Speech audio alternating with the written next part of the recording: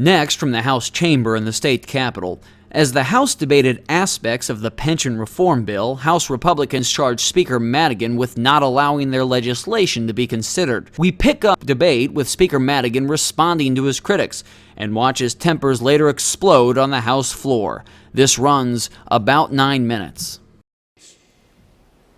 Frustration, tension, interaction with different personalities, pursuing different agendas. That's life in the General Assembly. That's life in the House of Representatives. I experience all of that. We all experience all of that. I don't plan to respond in kind. I'm simply going to say that many people have worked on the question of pension changes, pension reform for several weeks, I being one of them. I've adopted a certain position on pension change. Some of you agree with me, some of you don't. That's what happens here legitimately, and that's what should happen. That's why we come here. That's why we're sent here. To shape issues, debate issues, agree, disagree. But it doesn't serve any purpose to let our frustration and our disappointment get away with itself. It doesn't help. We have several major issues to be resolved before we end the session. I plan to work deliberatively on all of those issues. I don't plan to issue any threats.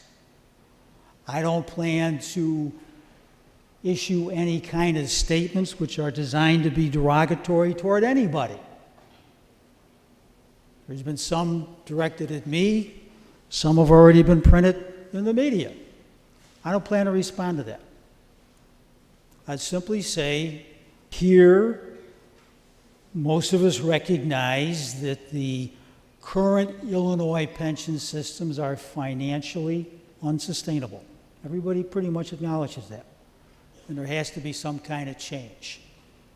So I would simply ask everyone, let's not get swept up in the emotion of the minute. Let's just keep our focus, continue to try and educate ourselves on these issues, and move toward good, solid decisions as to how we can solve these problems. Thank you very much. Minority Leader Cross. Just one observation. I find it ironic that we have been told by the Speaker that we come here to debate and have different views and have the opportunity to express ourselves, but yet we're not have an opportunity on this particular view we have to debate it or to even vote on it. It seems to be a huge contradiction, Mr. Speaker, but thank you for the... Representative Rebelletti. Mr. Speaker, pursuant to House Rule 57A, I move to appeal the ruling of the chair that there be a recorded vote on the discharge of Amendment Number 4 to Senate Bill 1673.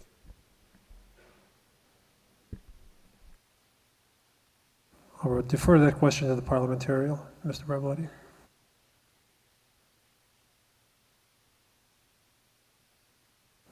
Representative Rebelletti, on behalf of the Speaker, your motion is out of order given that under 18G, the ruling of the presiding officer cannot be challenged.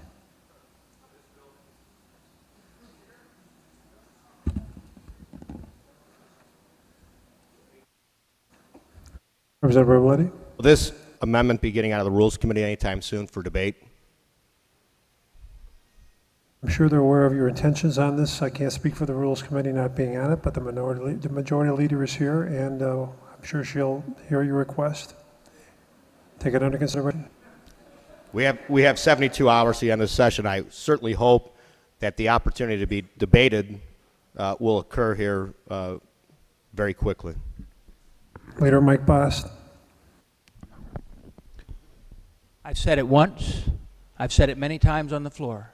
Once again, total power in one person's hands, not the American way. These damn bills that come out here all the damn time come out here at the last second, and I gotta try to figure out how to vote for my people. How ashamed of you should be. You should be ashamed of yourselves. I'm sick of it. Every year we give power to one person. It was not made that way in the Constitution. He was around when it was written. Now we pass rules that stop each one of us. Enough! I feel like somebody trying to be released from Egypt. Let my people go! My God, they sent me here to vote for them. They sent me here to vote for them, to argue for them. But I'm trapped. I'm trapped by rules that have been forced down our throats. Folks, we live in a democracy, but not here. But not here. So you go back and you tell your people, I'd like to do that, but the Speaker has so much power, so much control, and each one of us do it in their districts. And have to go back and say that. And you can say on your side of the aisle, oh, no, that's not the case. But yes, you do. All of us know you got to deal with it. When's it going to stop?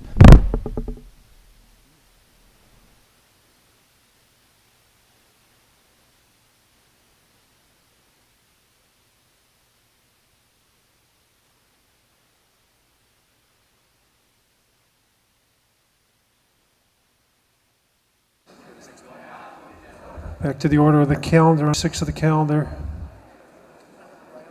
Representative Arroyo, for what purpose do you seek recognition? Mr. Speaker, I wanted to talk to Representative Bost. I felt as frustrated as he was not too long ago when we went and we worked with the Appropriations Committee for 2 months about going line by line, and we had a bill that was agreed to by both sides. And I thought we did a good job together working hand in hand with each other. And then today, this morning, I hear that they're not on the bill. That it's not agreed upon because of one little issue that they didn't want to vote on the pension. They were off the pension. I think that we, appropriation chairmen, did a good job in working for 2 months here. And I got a little frustrated myself in my committee. It wasn't easy. I didn't throw no papers at anybody.